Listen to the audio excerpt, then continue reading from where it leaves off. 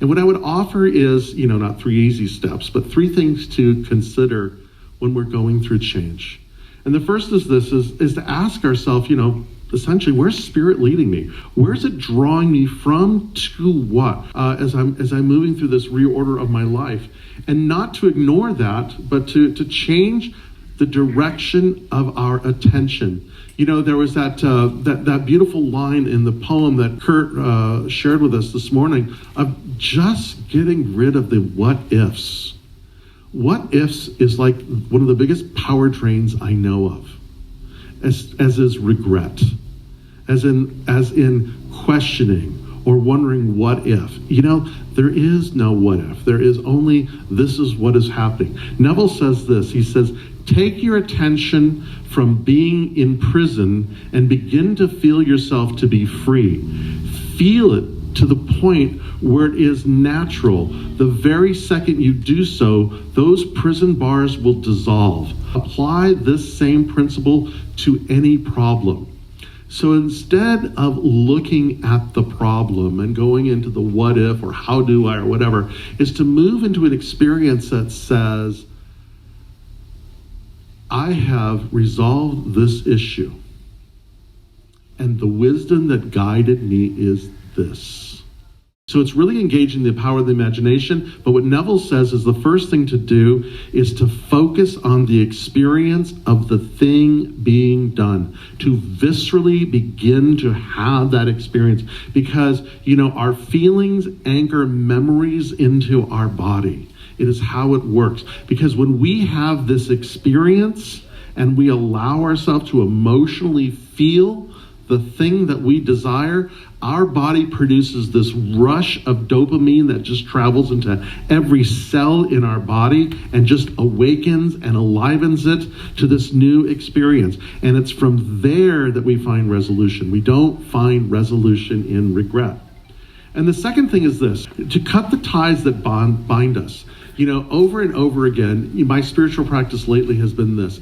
I've been really sitting with the words of Jesus when in the prayer that he taught his disciples, where he says, and forgive us our debts as we forgive those whom we have indebted or placed in bondage to ourselves. So here's the question, y'all. Who are you holding debt to? Resentment. Some kind of energetic tie to them where you are holding them in bondage and not allowing them to be free or not allowing them to change. What I wrote in my journal was this. I says, in order to free ourselves, we must be willing to free anyone who we have indebted or placed in bondage to ourselves. And I'm reminding you of the words of Nelson Mandela when he was released from prison for his views towards apartheid. And as he walked out of prison, he said this, he says, as I walked out the door toward the gate that would lead to my freedom, I knew that if I didn't leave my bitterness and hatred behind, I'd still be in prison. And what Neville says is this, he says, but to release a person from all condemnation is to free yourself so that you may rise to any level necessary there, and therefore no condemnation for those who are in Christ Jesus. The mind of Jesus as the Christ is that, no condemnation. And how would your life be if you were not holding condemnation towards any other individual or circumstance or past story? To live an absolutely undefended life. That's where our power lies.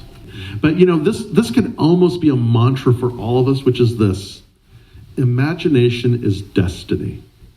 Say that. Imagination is destiny.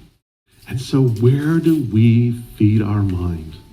Where do we cultivate imagination? It's the most powerful tool we have. And so, this opening song, to imagine what a beautiful world, that's a spiritual practice. That's a spiritual practice. To cultivate, to practice mental hygiene by first allowing ourselves to be, is in that wonderful book, Racing in the Art of Racing in the Rain, right? Where the eyes go, the car follows. Where the eyes go, the car follows. I'll just leave it at that. Where the eyes go, the car follows. To focus in and experience the good that we desire, and to release from bondage any person, place, or story that we are holding indebted to us, and to forgive, and to remember the imagination is destiny.